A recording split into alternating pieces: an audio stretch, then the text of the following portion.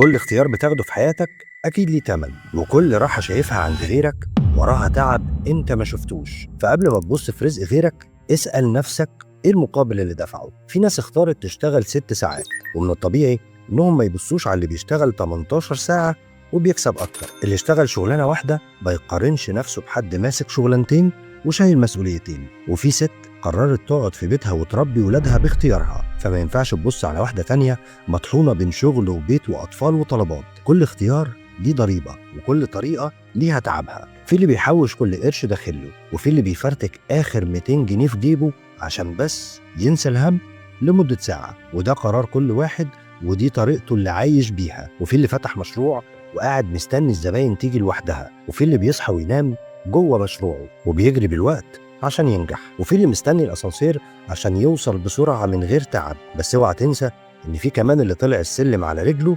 وتعب لحد ما وصل. أصل الحكاية إن محدش واخد كل حاجة، ومفيش راحة ببلاش. كل راحة وراها تعب، وكل نجاح وراه اختيارات صعبة. فلما تتمنى تعيش عيشة حد ما تاخدش الحلو اللي فيها وتسيب الوحش، خدها كاملة بتعبها وحرمانها وظروفها، مش بس بشكلها من بره. سيب كل واحد في حاله وركز في نتيجة قراراتك انت، لأن اللي بيزرع غير اللي بيستنى ياخد من غير ما يتعب.